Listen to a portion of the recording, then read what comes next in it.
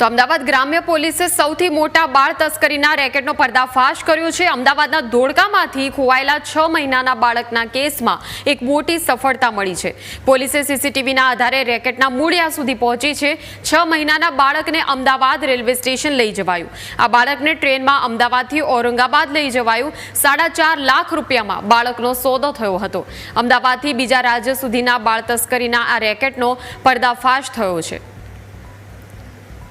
તો આ મોટા સમાચાર મળી રહ્યા છે। 4.5 લાખ રૂપિયામાં બાળકનો સોદો થયો। બાળ તસ્કરીનું આ રેકેટ અમદાવાદ ગ્રામ્ય પોલીસે તેનો પર્દાફાશ કર્યો છે।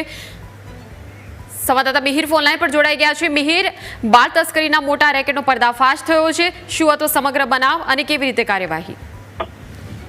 બિલકુલ મયુરી, જે પ્રમાણે સમગ્ર અત્યારે વિગત સામે આવી રહી છે, છેલ્લા ઘણા દિવસથી આ બાળક છે 6 માસનું ખોવાયું હતું। ત્યારબાદ જે ફરિયાદ નોંધવામાં આવી હતી અને અત્યારે હાલમાં જે પ્રમાણે આખો ખુલાસો થયો છે કે એક રેકેટ જ આખું ચાલતું હતું, જેને લઈને આરોપીઓ છે તે પણ ક્યાંક ને ક્યાંક ગ્રામ્ય દ્વારા પકડવામાં આવ્યા છે અને બીજા રાજ્યોમાંથી પણ આના આરોપીઓ છે તે આવી શકે છે તેવી અત્યારે હાલમાં વાત મળી રહી છે। ચોક્કસથી જે આખી કાર્યવાહી કરવામાં આવી છે, એક મોટું રેકેટ આ લોકો ચલાવતા હતા, બાળકનું અપહરણ કરી ગયા હતા અને જે પ્રમાણે વાત કરી કે જે સોદો કરવામાં આવ્યો હતો, એટલે અત્યારે હાલમાં આગળની તપાસ છે તે પોલીસ દ્વારા કરવામાં આવી છે। ચોક્કસથી અત્યારે હાલમાં એક મોટી સફળતા મળી હોય તેવું હાલમાં ચોક્કસથી કહી શકીએ, કારણ કે અગાઉ પણ આ લોકોએ કઈ રીતે બાળકો ચોર્યા હશે, બાળકોનું અપહરણ કર્યું હશે, બાળકોના આવી રીતના સોદા કર્યા હશે, તેવી જે વિગત છે, તેવા જે ખુલાસા છે તે પણ સામે આવી શકે છે। વધારે વિગત છે ત્યારે હાલમાં પોલીસ દ્વારા પણ તપાસ કરવામાં આવી રહી છે, પૂછપરછ કરવામાં આવી રહી છે, પરંતુ અત્યારે ખૂબ જ મોટી એક સફળતા ગ્રામ્યને મળી છે।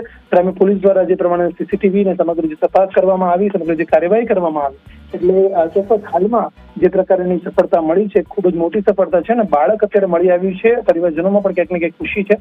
પોલીસ દ્વારા જે સમગ્ર જે સારી એવી કામગીરી કરવામાં આવી છે, આગળ વધુ પૂછપરછ કર્યા બાદ જ આગળની વિગતો છે જે સામે આવી શકે છે। મયુર, બિલકુલ મિહિર, અને કેટલા લોકોની સંડોવણી હતી આ રેકેટમાં અને તે દિશામાં શું કાર્યવાહી છે અને જે બાળક જે છે એને કેવી રીતે ધોળકામાંથી આ પ્રકારે એનું અપહરણ થયું હતું કે કેવા પ્રકારે શું વિગતો મળી રહી છે તેમાં?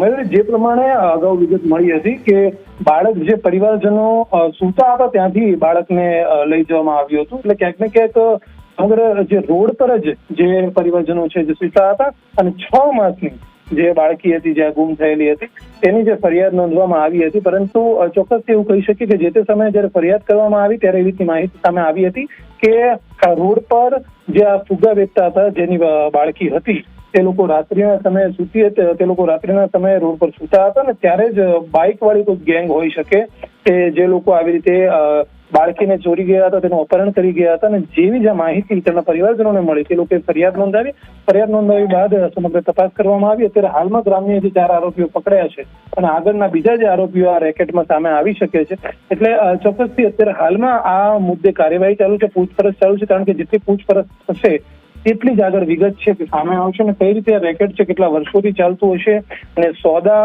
અત્યારે હાલમાં જે પ્રમાણે સામે આંકડો આવ્યો છે તેનાથી પણ વધારે કરવામાં આવતા હતા કે કેમ, અને સાથે તે બાળકોને કઈ રીતે આ લોકો અપહરણ કરતા હતા, કેવી રીતે તેમની મોટ પકડી હતી, કઈ રીતે પરિવારજનોને તે લોકો ટાર્ગેટ કરતા હતા, સમગ્ર પૂછપરછ કર્યા બાદ આગળની વિગત સામે આવી છે। બિલકુલ, આભાર મિહિર સમગ્ર માહિતી બદલ।